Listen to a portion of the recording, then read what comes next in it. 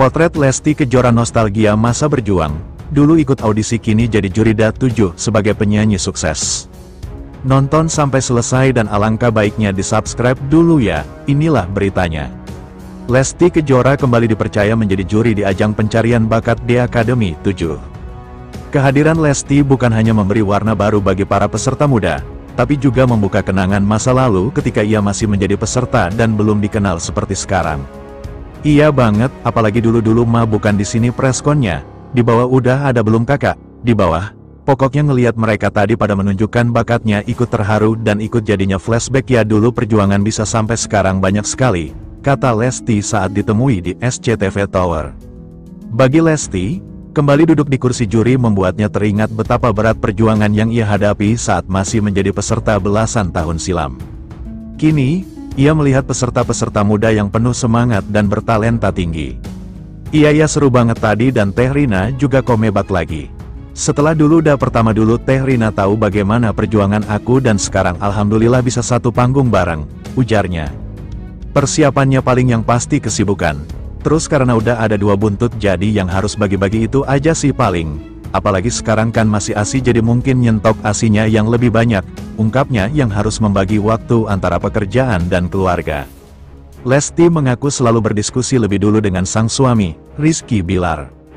Ia memastikan semua keputusan besar dibicarakan bersama. Iya, jadi apapun kan aku selalu izin dulu, boleh apa enggak, dan kebetulan memang alhamdulillahnya kita ditawarkannya langsung berdua, ucapnya. Melihat semangat generasi muda membuat Lesti ikut terpacu untuk terus berkarya. Iya dong jadi motivasi bahwa entar usia semakin bertambah, terus industri ini semakin banyak generasinya jadi bukan takut tapi senang, katanya. Lesti juga merasa bangga karena ajang seperti DA Academy mampu melahirkan banyak talenta muda yang multitalenta.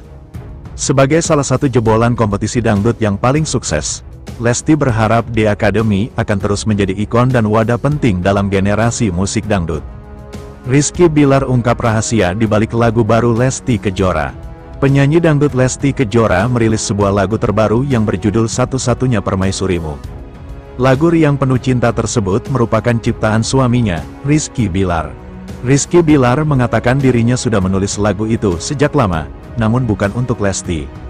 Sebenarnya awalnya lagu ini diciptakan dari 2023 untuk anak, mengungkapkan kasih sayang kami untuk anak, tetapi pas istri humming, kayaknya cocok ya dangdut, terus nuansanya jadi seperti jatuh cinta, jadi dari situ saya mengubah liriknya menjadi lagu yang bercerita tentang seseorang yang sedang kasmaran, kata Rizky Bilar. Menurutnya, kata-kata satu-satunya permaisurimu justru ditambahkan di akhir pembuatan lagu. Rizky Bilar mengaku sangat suka pada bagian akhir, genggam tanganku dan jadikan aku satu-satunya permaisurimu. Tetapi justru penutup kalimat itu saya temukannya tuh saat subuh, di kamar dan langsung merasa, ini penutup lirik yang bagus banget, beber Rizky Bilar.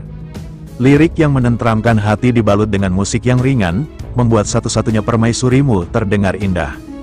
Lesti Kejora berharap lagu tersebut membawa kenyamanan dan kebahagiaan bagi pendengar. Lagu ini dikemas dengan musik yang ringan, penuh kebahagiaan, cinta, senyuman, ini dibuat sama suami aku sendiri. Musiknya dibuat oleh Om Yusuf Tojiri dan ada sentuhan ornamen-ornamen oleh Kakak Adibal. Aku suka banget, jelas Lesti. Satu-Satunya Permaisurimu merupakan single ke-26 sepanjang karir Lesti Kejora. Lagu tersebut dirilis di bawah naungan label rekaman Lesti, yaitu 3D Entertainment dan manajemen artis Stream Entertainment. Penyanyi dangdut populer, Lesti Kejora, kini tengah menghadapi masalah hukum serius terkait pelanggaran hak cipta. Pencipta lagu Yoni Dores melaporkan Lesti ke Polda Metro Jaya karena menyanyikan lagu-lagu ciptaannya tanpa izin resmi. Dalam pernyataannya kepada media, Yoni Dores menyampaikan rasa kecewa mendalam karena somasi yang pernah dilayangkan tidak diindahkan oleh Lesti Kejora. Saya merasa dikecilkan anak kecil karena somasi saya diabaikan, ungkap Yoni dengan nada kesal. Yoni Dores mengaku punya alasan kuat membawa masalah ini ke kepolisian. Ia kesal karena pernah melayangkan somasi, namun tak diindahkan oleh Lesti Kejora. Maksudnya tolong direspon aja, saya membuat somasi sudah ditulis itu nomor telepon harusnya kan begitu terima langsung hubungi saya. Lah gimana gitu, ini kan gak ada sama sekali, jadi saya ngerasa dikecilin banget gitu sama anak kecil, ungkapnya. Yoni Dores mengaku, sebelumnya ia sempat mendatangi kediaman Lesti Kejora guna meminta informasi mengenai permasalahan yang terjadi. Tadi juga nggak ada masalah ya, saya datang ke rumah Lesti cuma ingin informasi aja pengen minta keterangan maksudnya apa ini. Biasalah penciptakan pengen nanya apa benar ini Lesti nyanyi cuma ngomong gitu aja.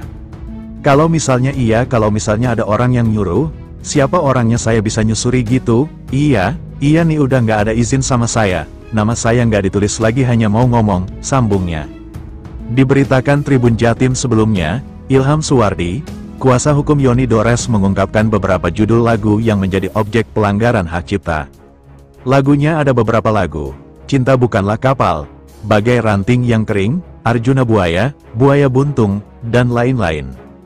Respon pihak Lesti Kejora dalam dugaan kasus pelanggaran hak cipta ini disorot. Ilham menjelaskan lagu-lagu tersebut telah dinyanyikan Lesti dalam berbagai kesempatan konser, namun pihaknya hanya ingin fokus di platform digital.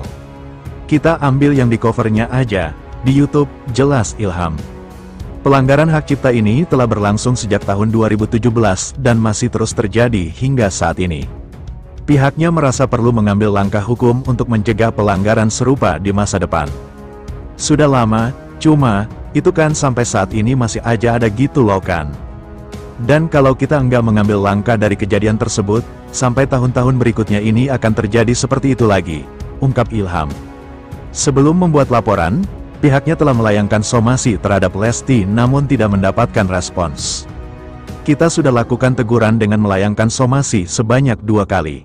Tangkapannya ada sekali jawabannya, dia bilang alamat legalnya, itu kita salah alamat, imbu Ilham. Penyanyi dangdut Lesti Kejora dilaporkan ke polisi atas dugaan kasus tindak pidana hak cipta. Laporan terhadap Lesti Kejora dilakukan oleh Is dengan korban berinisial YM yang merupakan pencipta lagu dan diterima Polda Metro Jaya. Istri dari Rizky Bilar itu diduga melanggar pasal 113 Junto pasal 9 Undang-Undang Nomor 28 Tahun 2014 tentang hak cipta. Atas laporan tersebut, Lesti Kejora terancam mendapat hukuman 10 tahun penjara dan denda 4 miliar rupiah. Meski begitu awalnya Yoni Dores hanya ingin menegur pedangdut muda itu. Ia merasa kecewa karena lagunya dinyanyikan dan diunggah di YouTube tanpa izin.